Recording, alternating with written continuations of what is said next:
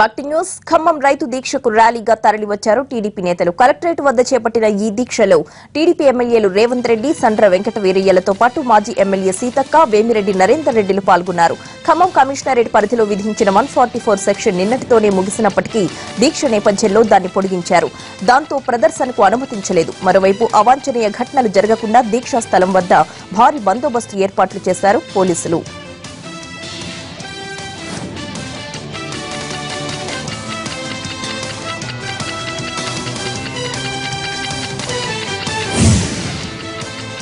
ప్రత్యేక హోదా కోసం ఎంపీలతో రాజీనామా చేయిస్తానన్న జగన్ ఆ మాటకు కట్టుబడి ఉన్నారో లేదో చెప్పాలని డిమాండ్ చేశారు ఏపీ టీడీపీ అధ్యక్షుడు కళా వెంకట్రావు. జగన్ కు బహిరంగ లేఖ రాసిన కళ ప్రజా సమస్యలపైనే జగన్ మోడీతో భేటీ అయితే చివరి నిమిషం వరకు ఆ విషయాన్ని ఎందుకు రహస్యంగా ఉంచారని ప్రశ్నించారు. ఏపీకి స్పెషల్ స్టేటస్ ఇస్తేనే రాష్ట్రపతి ఎన్నికకు మద్దతిస్తామని జగన్ ఎందుకు షరతు పెట్టలేదని లేఖలో ప్రశ్నించారు ఏపీ టీడీపీ అధ్యక్షుడు.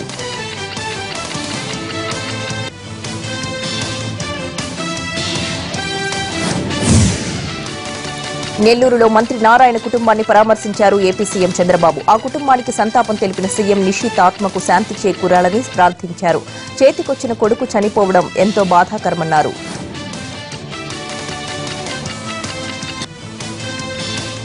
ఏదేమైనప్పుడు కూడా ఓసారి డెస్టినీ దీన్ని ఏ విధంగా వర్ణించాలని మనకు అర్థం కాదు. అలాంటి పరిస్థితి ఈరోజు. నేను నారాయణ గారికి ఒకటే చెప్పాను, ఎన్నో కళ్ళు కన్నారు, ఎన్నో ఊహించుకున్నారు, ఆశలు పెట్టుకున్నారు. కానీ ఈరోజు ఈ పరిణామాన్ని చూసిన తర్వాత మీరు ఏమాత్రం ఆధారపడడం కానీ లేకపోతే డిమారలైజ్ అయిపోయి అక్కడి నుంచి మీరు కూడా ఒక మాటలో చెప్పాలంటే కుంగిపోయే పరిస్థితి వస్తుంది. అది జరగకూడదు. మీరు ఒక ఆశయం కోసం పనిచేస్తున్నారు. ఆ ఆశయం కోసం పనిచేసినప్పుడు కొన్ని సమస్యలు వచ్చినా ఆ సమస్యలను సమర్థవంతంగా ఎదుర్కొనే ధైర్యం భగవంతుడు మీకు ఇవ్వాల్సిన అవసరం ఉంది. అందుకే ఆ కుటుంబ సభ్యులకి నేను ఆ ధైర్యాన్ని ఇవ్వడానికి వచ్చాను. ఇంకా మళ్ళా ఆ అబ్బాయిని తేలేం కానీ వీళ్ళు మళ్ళా మనుషులుగా తయారై ఈ రాష్ట్రం కోసం అదే మరి ఏ ఆశయం కోసం అయితే వాళ్ళు ఎడ్యుకేషన్ ఇన్స్టిట్యూట్ అవి చేయడం, ఏ ఆశయాల కోసం అయితే నారాయణ గారు రాజకీయాల్లోకి వచ్చారో ఆ ఆశయాలను కొనసాగిస్తూ ముందుకు పోవాల్సిన అవసరం ఉంది. అలాంటి ధైర్యం భగవంతుడి వాళ్ళని మనస్ఫూర్తిగా కోరుకుంటూ అదే మరి కుటుంబ సభ్యులకు నా ప్రగాఢ సానుభూతి తెలియజేస్తూ సైన్యం మీద రాళ్లేసే వారికి కొందరు మద్దతిస్తున్నారంటూ మండిపడ్డారు కేంద్ర మంత్రి వెంకయ్య నాయుడు. ప్రజాస్వామ్యంలో మార్పు ఓటు ద్వారా వస్తుంది కానీ బుల్లెట్ ద్వారా రాదన్నారు. ఐక్యరాజ్యసమితి హ్యాబిటేట్ అధ్యక్షుడిగా ఎన్నికైన కేంద్ర మంత్రి వెంకయ్య నాయుడికి సన్మానం జరిగింది. హైదరాబాద్ లో జరిగిన కార్యక్రమంలో పలువురు రాజకీయ, వ్యాపార, సినీ ప్రముఖులు వెంకయ్యను సత్కరించారు.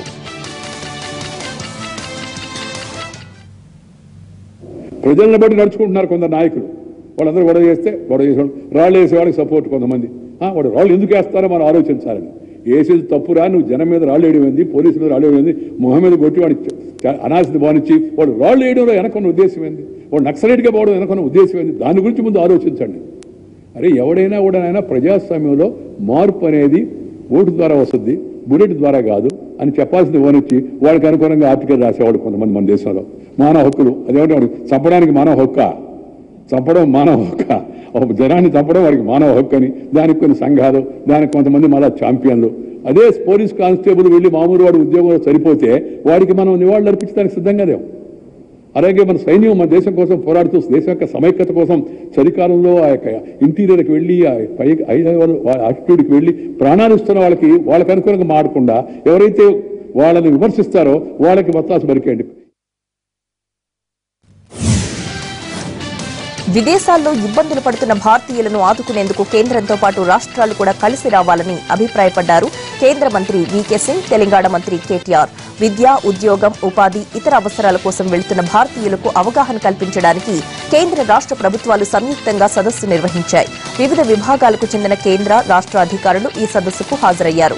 ఉపాధి కోసం అరబ్ దేశాలకు వెళ్లి అక్కడ అవస్థపడుతున్న వారి సమస్యలను కేంద్రం దృష్టికి తీసుకువెళ్లారు మంత్రి కేటీఆర్. రాష్ట్రంలో మరిన్ని పాస్పోర్ట్ సేవా కేంద్రాలు కావాలన్న మంత్రి వీలుంటే హైదరాబాద్ లో సౌదీ అరేబియా కాన్సులేట్ ఏర్పాటు చేయాలని విజ్ఞప్తి చేశారు. విదేశీ యూనివర్సిటీలకు సంబంధించిన సమాచారాన్ని ఎప్పటికప్పుడు రాష్ట్రాలతో పంచుకోవాలని కోరారు. person expires, unfortunately, to even bring back the mortal remains, it becomes a challenge. My request to you once again, sir, is that we should negotiate, and this problem is more particularly very, very strong in the case of Saudi Arabia.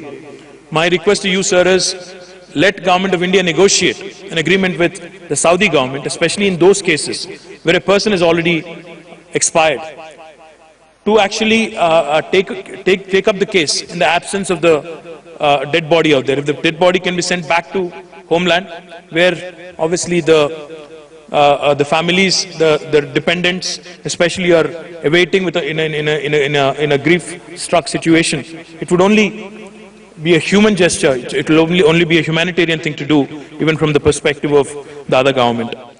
कुछ लोग जो कि जिनके मॉर्टल remains नहीं आ पाते, हम पूरी कोशिश करते हैं और उन सब देशों के साथ कोशिश कर रहे हैं कि वहां पर रूल्स के अंदर ऐसी कोई चीज निकल आए जिससे हम उनको पहले ला सकें, क्योंकि जितनी तकलीफ शायद परिवार को होती है उतनी तकलीफ विदेश मंत्रालय के अधिकारियों को होती है. విదేశాల్లో చనిపోయిన వారి మృతదేహాలు వెనక్కి పంపేలా అరబ్ దేశాలతో భారత ప్రభుత్వం ఒప్పందాలు చేసుకునేలా కృషి చేయాలన్నారు మంత్రి కేటీఆర్. అయితే ఈ దిశగా విదేశీ వ్యవహారాల శాఖ ప్రయత్నాలు చేస్తోందని చెప్పారు.